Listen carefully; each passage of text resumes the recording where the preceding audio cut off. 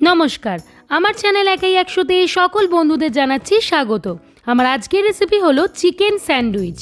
আমরা সকলেই কিন্তু চিকেন স্যান্ডউইচ খেতে যথেষ্ট পছন্দ করি, আর ঘরে থাকা কিছু সাধারণ উপকরণ দিয়ে কিন্তু এই রেসিপিটি তৈরি হয়ে যায়। তাহলে চলুন দেখে নেওয়া যাক আমার আজকের এই রেসিপি।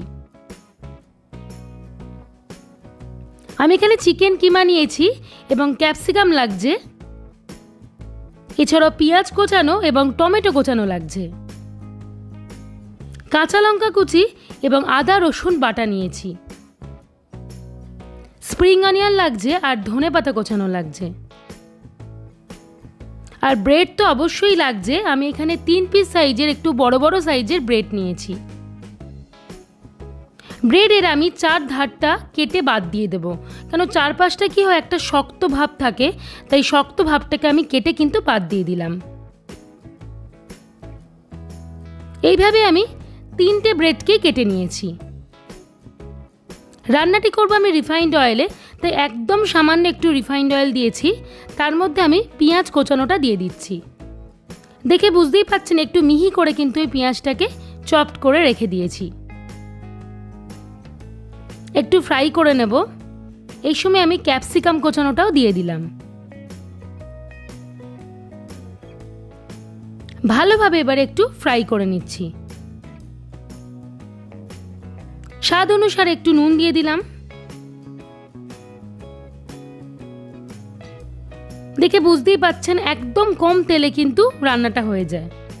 টমেটো কোচানো অ্যাড করে দিলাম।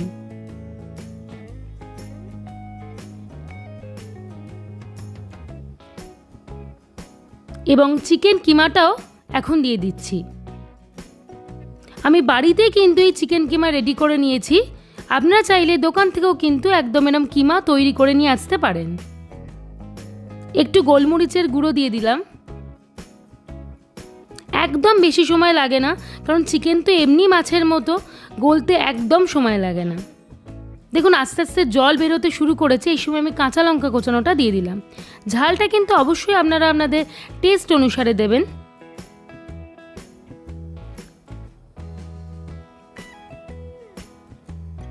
এই সময় আদা রসুন বাটাটা দিয়ে দিলাম। চিকেনের যেহেতু একটা আঁশটে গন্ধ থাকে, তাই আদা রসুন বাটাটা যদি দিয়ে দেন তাহলে কিন্তু খুব ভালো লাগে, কোনো রকম কোনো গন্ধও বেরোয় না, অথচ খেতেও কিন্তু ভালো লাগে। সামান্য একটুখানি আমি বাটার অ্যাড করছি, একদম খুব সামান্য।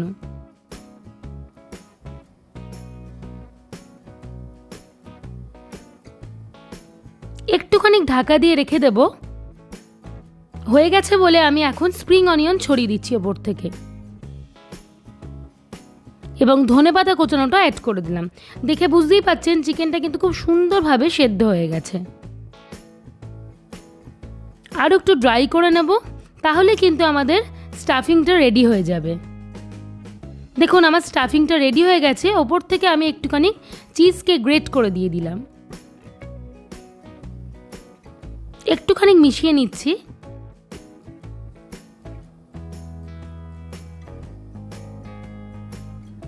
এবার আমি ব্রেডের মধ্যে স্টাফিংটাকে দিয়ে দেব।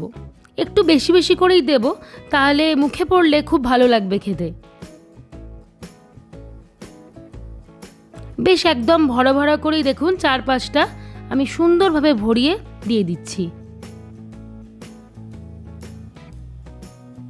কোনো রকম কিছু ফ্রাই করব না, এই স্টাফিংটা দিয়ে দিলেই কিন্তু রেডি হয়ে যাবে আমাদের চিকেন স্যান্ডউইচ।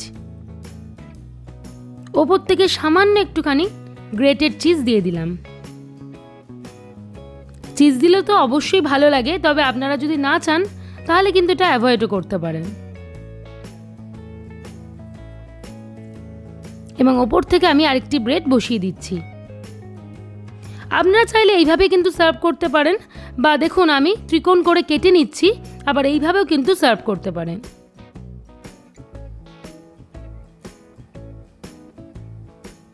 দেখুন চিকেন স্যান্ডউইচ কিন্তু একদম রেডি হয়ে গেল।